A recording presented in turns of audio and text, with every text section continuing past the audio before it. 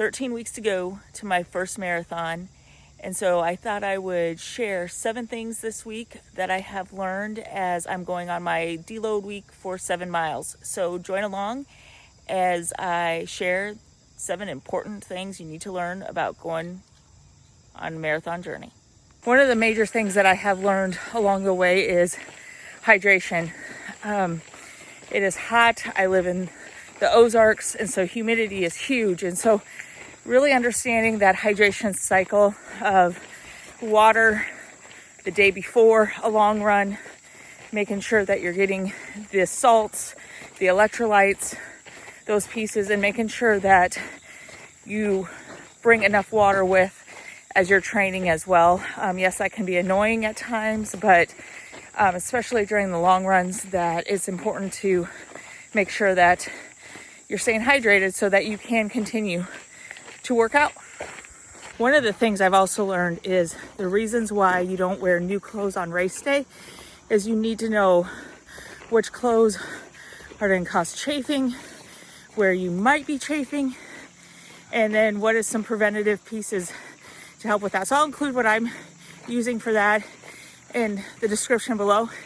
But being able to really know your gear and making sure that you are not all of a sudden figuring that out on race day. Another thing that I've learned, cobwebs are not your friend when you do early morning runs. So try to get behind the people that are going in front of you, but usually I'm one of the leaders, so that doesn't really work. The thing that I'm learning is zone 2 training is really slow. And so being able to do that in the heat requires a lot of patience. And to tell you the truth, most of the time I'm probably in zone 3. But I've also learned with the heat is that pay attention to the cooler days. When it's the cooler days, and test yourself then and see the progress that you've made. Because then when you're going slower during zone 2, you see the progress that you've made and you realize that it's worth it. One of the biggest things that I'm learning really is your mind impacts your run. And so being able to figure out, how do you stay focused on your run? How do you get yourself going? How do you keep going on those days when you're hot, yucky, gross, and you have 3 or 4 more miles to go?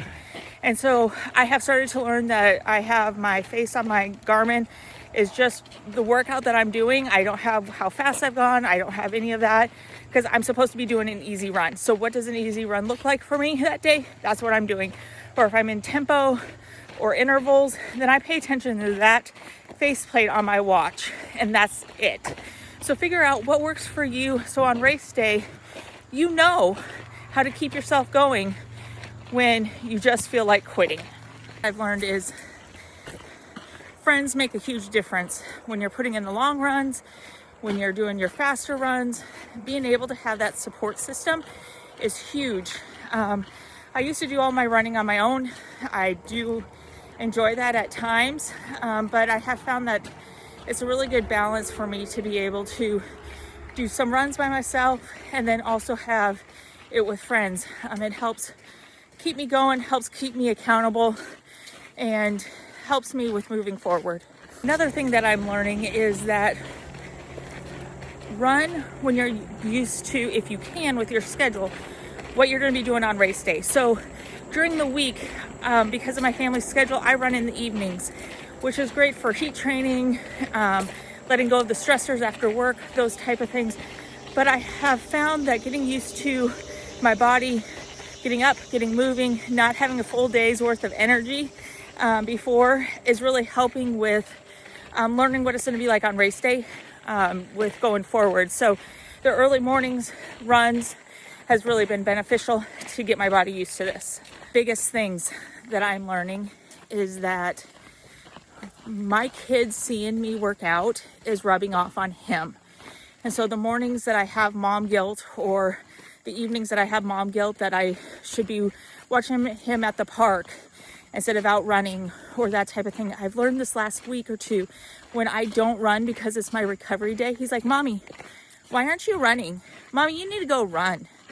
And so I have learned that it's rubbing off on him.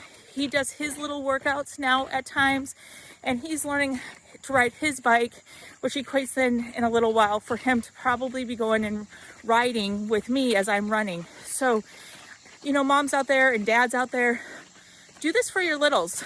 Let them see what it's like to be active and help you and them.